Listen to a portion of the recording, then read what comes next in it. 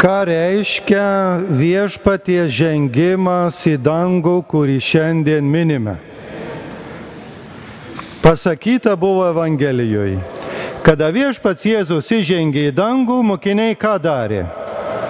Iškeliavę visur skelbė žodį. Taigi jie pradėjo mokyti tai, ką Jėzus jiems buvo pasakęs. Ir, kaip girdėjom Evangelijos pabaigoje, viešpats drauge veikė su jais ir jų žodžius patvirtino ženklais.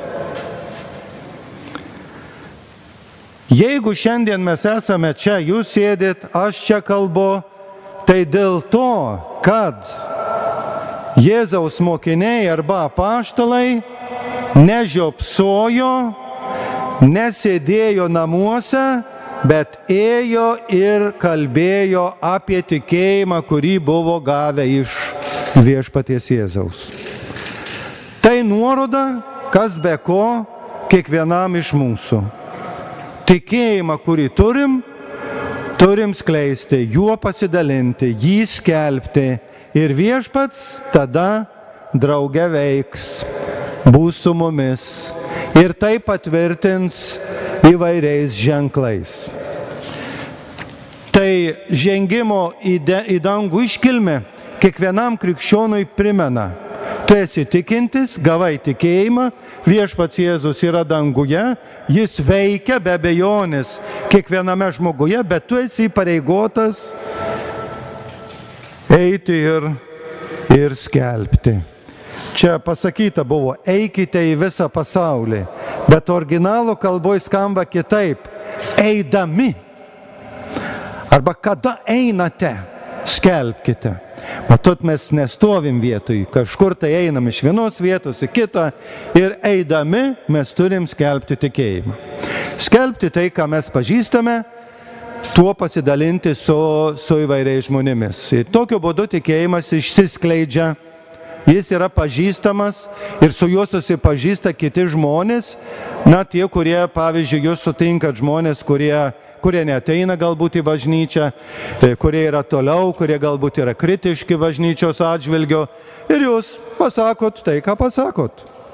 Paprasčiausiai savo nuomonę, savo tikėjimą, savo poziciją išreiškit ir viskas. Tegu galvoja, ką nori. Tegu prieštarauja, kiek nori. Jūs pasakot savo poziciją. Nereikia į ten įtikinti, nereikia juos priversti, nereikia juos nugalėti kalbą savo, jokių būdų. Mes pasakom tai, ką tikim. O toliau viešpats viską padarys. Atvers širdis ir viešpats Dievas viską sudėlios, kaip ir ne vienas iš mūsų tai esam patyrę. Ir dėl to esam čia. Kadangi, kažkas mums pasakė, mes pasiklausėm, o viešpats Dievas padėjo suprasti. Ir taip nuolat.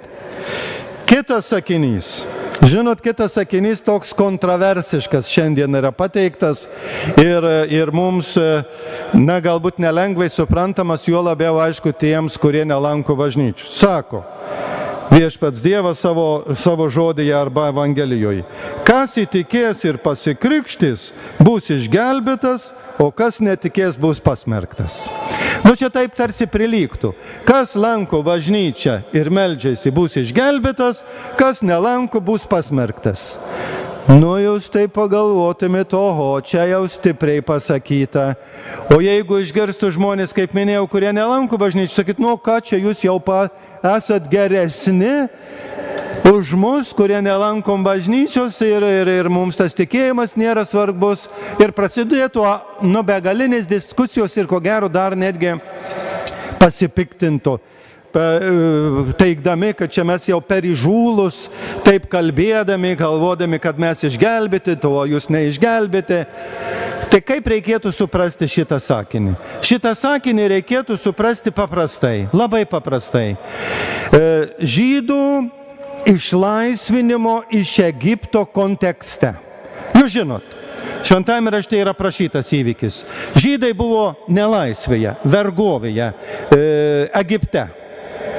Ir jos Dievas ką padarė? Iš vergovės išvedė ir išlaisvino. Jie tapo laisvi. Viskas. Jie tapo laisvi. Jeigu jie būtų nepaklausę Dievo ir nėję, jie ir būtų gyvenę vergoviai. Viskas. Jie būtų gyvenę galbūt irgi pakankamai neblogai. Mes žinom, kad jie gailėjusi, kad ėjo daug reikėjo sunkumų veikti, bet jie tapo laisvi. Čia irgi tas pats. Kas įtikės, tas taps laisvas. Dievo bus išlaisvintas iš vergovės. Ir jūs visi tai žinote. Ir aš žinau šitai. Ir dėl to čia stoviu. Mes esame išlaisvinti iš vergovės. Nereiškia, kad tas mūsų išsilaisvinimas yra toks akimirksniu įvykęs. Ne. Jis yra procesas, jis yra nelengvas kelias, jis yra pakankamai sudėtingas, bet vis tiek mes esame išlaisvinti. Išlaisvinti, išgelbėti. O tie, kurie ne, ir gyvena neišlaisvinti vergovai. Ir viskas. Ir tiek žinių priklauso nuo kažko kitko. Ne nuo Dievo, bet nuo kažkokių kitokių dalykų. Įvairių dalykų. Patys žinot. Jie nėra išlaisvinti. Ta nori Dievas pasakyti. Tai žiūrėkit, tikėjimas, krikštas, o dabar kartais nekrikštė savo vaikų. Žmonės, sako tiek to. Jis išlaisvina jūsų vaikus iš vergovės ir padaro laisvus. Jūs kartais nenorite eiti katekezės, nenorit lankyti bažnyčios dėl komunijos pirmosios, čia vargstat, prakaituojat ir galvojat, kam čia tiek mums daug vargti, ką čia tiek melstis, kam tą bažnyčią lankyti. Visokių turit priekaištų. Bet jūs įtikėjot ir esat vedami tuo išlaisvinimo keliu į laisvę. Ir nepriklausysit niekam kitam, tik Dievui, nes etasit išlaisvinti. Aišku, kad nėra lengva. Aišku, kad nėra lengva, bet laisvėje gyventi yra kitaip. Suprantat? tą nori pasakyti. Paskutinė mintis. Kas iš to? Kad aš esu išlaisvintas, o tas nėra išlaisvintas, aš esu laisvas, tas gyvena vergoviai. Kas iš to? Irgi Evangelijoje yra pasakyta. Labai paprasta. Tėvai, kurie savo vaikus vedat į tikybą, į katekezę, sako, juos lydės ženklai. Visi tai žinom. Ką darys? Išvarinės demonus, kalbės naujomis kalbomis, ims plikomis rankomis gyvates ir jais išgertų mirštamų nuodų jiems nepakenks. Tai įvyksta. Nors jūs to negalit suprasti, bet iš tikrųjų tai įvyksta. Kokia prasme? Išvarinės demonus. Žiūrėk, tikinti žmogus yra blogis ir gėris. Blogis ir gėris. Visi mes susiduriam. Ir savyje, ir kituose matom tos blogus dalykus, įvykius, ir kartais nukrypstam. Ir jeigu yra tikinti žmogus, įtikėjai žmogus, ką jis padaro? Jis mums padeda iš blogų dalykų išsivaduoti. Išvaro demoną iš mūsų. Išvaro pyktį iš mūsų. O taip yra? Yra. Ir taip mes irgi galim padaryti. Taigi, blogis arba demonas yra išvaromas per tikėjimą. Žmonės nuo jo išsilaisvina. Aišku, kad nėra iškart, bet vis dėlto tai yra įmanoma. Kalbės naujomis kalbomis. Na, visko jums neišaiškinsiu. Ką reiškia naujomis kalbomis kalbės? Ar kad išmoks kitą kalbą, kitas kalbas? Ar dar kažkokiom kalbom? Gal ir taip. Bet labiau, žiūrėkit, kaip nutinka. Žmogus tikintis, kaip jis kalba? Jis kitaip kalba. Jis kitaip kalba. Susitinki su žmogumi ir tu matai, ar jis yra tikintis, ar jis nėra tikintis. Jo kalba išduoda. Jis kitaip kalba. Jis naujai kalba, jūs tą žinot. Jis susitinki ir matai. Tikinti žmogus. Nei keiksmažodžių, nei kažkokių blogų žodžių naudoja.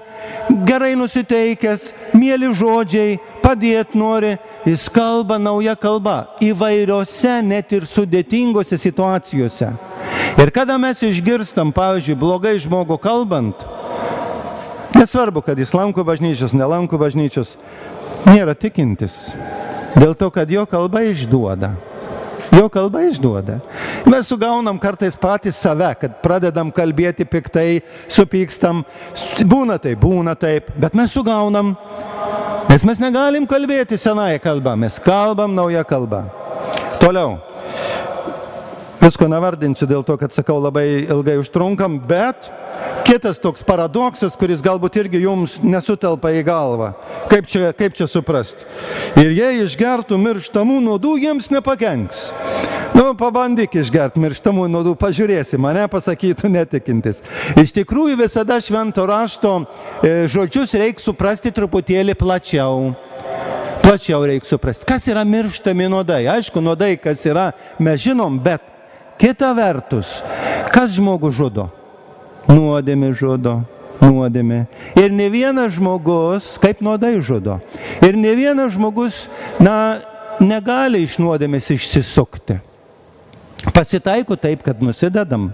Pasitaiko, kad padarom blogų darbų. Ir kiekvienas padarom, ar išlaisvintas, ar neišlaisvintas, ar tikintis, ar netikintis, padarom nuodėmių, padarom blogybių, padarom. Ir ką?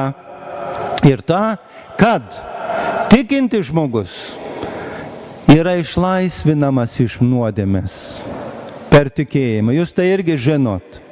Ir per išpažinti, ir per atgailą. Tu nepasilieki nuodėmėjai. Pasitaikė, tu eini, atgailauji, atsiprašai, ištaisai ir negrįžti. Tavęs nuodai tavęs nenužudo. Nenužudo, nes tu turi tikėjimą ir tau nepakenkia. Nors kaip ir kiekvienas žmogus, mes irgi nusidedame. Štai ką reiškia tikėjimas. Daug dalykų duoda tikėjimas. Ir jūs turit šitą dovaną. Suprantat, mes ją turim ją dalintis ir neprarasti. Vat vaikų katechezė baigėsi, priims pirmą komuniją, jau priėmė sutvirtinimo sakramentą, jau žmonių mažėja bažnyčioj. Ką reiškia? Vėl sugrįžtat atgal į vergovę. Kaip žydai, suprantat, išėjo iš vergovės, iš Egipto tapo laisvi, jau vėl atgal nuvarė atgal į Egipto į vergovę. Taip pat yra tas pavojus kiekvienam iš mūsų. Sugrįžta atgal į vergovę, bet Dievas laisvina. Ir dėl to mes esame kviečiami nuolat pasilikti su Dievu, įtikėti. Ir kada mes skelbiam, apie tai kalbam, dalyjamės, mes tampam stipresni. Ir esame tada ką? Išgelbėti. Amen.